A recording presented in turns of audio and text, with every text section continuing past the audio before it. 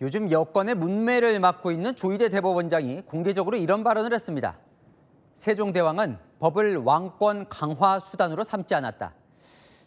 이재명 대통령을 겨냥한 발언인지 정치권에선 설왕설래 말들이 많았는데요. 여당은 발끈했습니다. 김세인 기자입니다.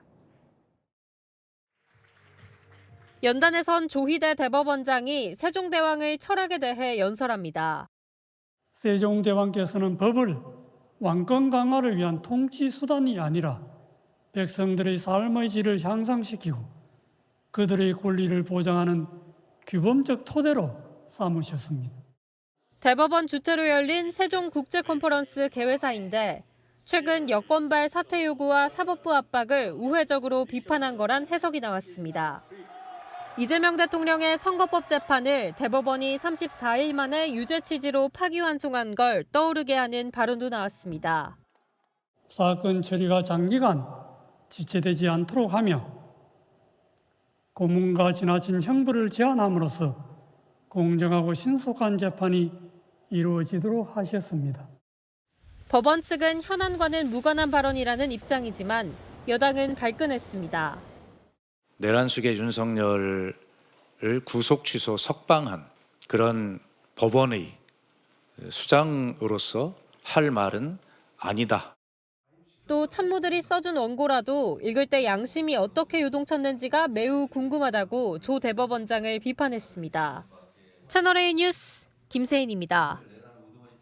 제보를 받았다며 조희대 대법원장과 한덕수 전 총리 회동 의혹을 제기한 서영교 부승찬 의원에 대해 경찰이 수사에 착수합니다. 국민의힘은 추가 고발도 했는데요. 민주당은 조희대 대법원장 청문회를 단독 의결하며 맞불을 놨습니다. 정현주 기자입니다. 경찰이 조희대 대법원장과 한덕수 전 총리 회동 의혹 출처에 대한 수사에 곧 착수합니다. 한 유튜브 채널이 최초로 제기한 의혹을 국회에서 언급한 서영교, 부승찬 민주당 의원이 수사 대상에 올랐습니다.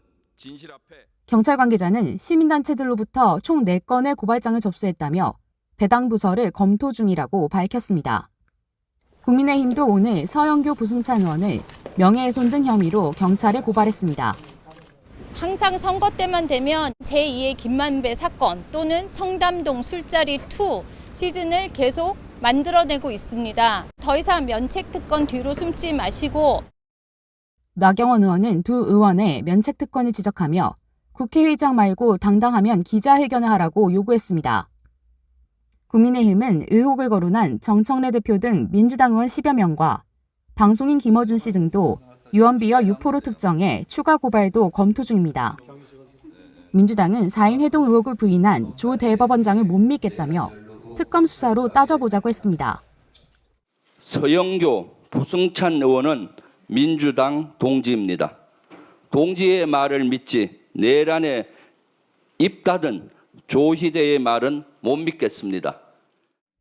민주당과 조국혁신당은 조희대 대법원장의 대선 개입 의혹과 관련한 청문회 개최 안건을 의결했습니다. 채널A 뉴스 정현주입니다.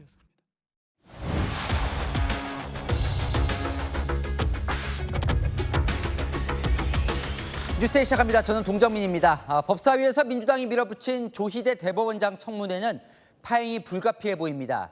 여당은 지기현 판사 교체와 조 대법원장 사퇴, 거기에 4인 회동서를 제기하며 대법원장 탄핵, 수사까지 몰아붙였었죠. 하지만 당장 손에 잡히는 성과가 없는 상황, 다음 주 대법원장을 국회로 부르기로 한 겁니다. 이재명 대통령 선거법 재판 과정을 따져 묻겠다고요. 하지만 취재 결과 증인으로 채택된 조 대법원장, 지기현 판사, 한덕수 전 총리는 모두 출석하지 않을 것으로 보입니다. 김지훈 기자입니다. 오는 30일 청문회를 열고 조희대 대법원장을 증인으로 부르기로 한 국회 법제사법위원회. 대선 전 대법원이 이재명 대통령의 선거법 사건을 유죄 취지로 파기환송한 경위가 대선 개입이 아닌지 추궁하겠다는 겁니다. 전원합의체 회부 2일 만에 기록도 보지 않은 채로 소부 주심 판사의 심리권을 박탈했고 그리고 결론을 내렸습니다. 법사위는 조 대법원장 외에도 대법관 4명, 윤석열 전 대통령 내란죄 재판을 맡은 지귀현 판사도 증인 채택했습니다. 대법원은 대외적으론 출석 여부를 검토 중이란 입장. 하지만 내부적으론 판사들이 사건 처리 과정을 따지는 청문회엔 출석 불가란 쪽으로 의견이 모아진 걸로 전해집니다. 대법관이나 판사나 재판 합의 과정을 공개하면 법원조직법 위반 소지가 있다는 판단도 작용한 걸로 전해졌습니다. 국정감사 때도 재판을 안 맡는 대법관인 법원 행정처장만 출석해온 선례가 이번 청문회에서도 유지돼야 한다는 의견이 다수인 걸로도 알려졌습니다. 앞서 조 대법원장은 지난 5월 같은 의혹을 다룬 국회 청문회에도 출석하지 않았습니다. 조 대법원장과의 회동 의혹으로 증인 채택된 한덕수 전 국무총리 측도 회동 자체가 없었다는 입장을 충분히 밝혔다며 불출석을 시사했습니다. 채널A 뉴스 김지윤입니다. 국민의힘은 청문회가 열리는 30일을 삼권 분립 사망일로 규정했습니다. 군사정부 시절에도 없던 일이라고요. 하지만 민주당은 멈출 생각이 없어 보입니다. 청문회에 대법원장이 불출석하면 탄핵 마일리지를 쌓는 것이라고 압박했습니다. 박지한 기자입니다. 2025년 9월 30일은 대한민국 삼권 분립의 사망일이자 대한민국 국회의 사망일로 역사에 기록될 것입니다. 국민의힘은 대법원장 청문회는 박정희, 전두환 시절에도 없던 초유의 일이라고 반발했습니다. 국민의힘은 이번 청문회를 조희대 대법원장 탄핵으로 가는 수순으로 보고 있습니다.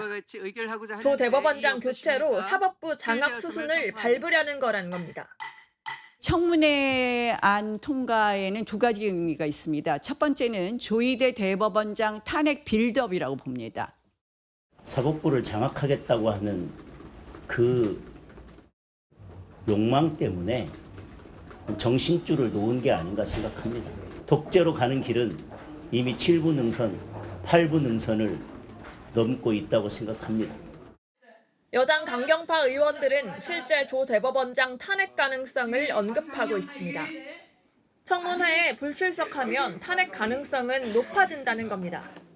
국민들의 요구가 있으면 저희가 탄핵을 하게 되는데 마일리지를 쌓아간다는 거예요. 대법원장은 신이 아니고 왕도 아닙니다. 김기표 의원도 사퇴하지 않는다면 국회에서 할 수 있는 수단은 당연히 탄핵이라고 강조했습니다.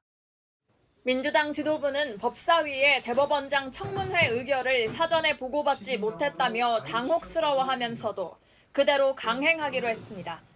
지도부 일각에선 사법부 수장과의 대결 구도가 추석 민심에 악영향을 줄 수 있다는 우려도 나옵니다.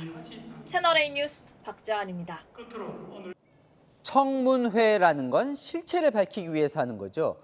조희대 대법원장의 대선 개입 실체를 밝히겠다는 취지인데 정작 그 핵심 의혹, 한덕수 전 총리와의 회동서를 제기한 제보자, 열린공감TV, 제보한 의원들은 증인에서 빠졌습니다.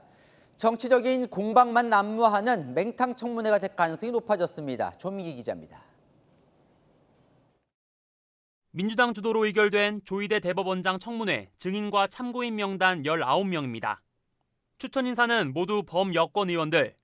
조 대법원장 대선 개입의 실체를 밝히기 위해서란 이유지만 의혹이 핵심인 사인 회동서를 제기한 제보자나 최초 보도한 유튜브 열린공감TV 관계자는 빠져 있습니다.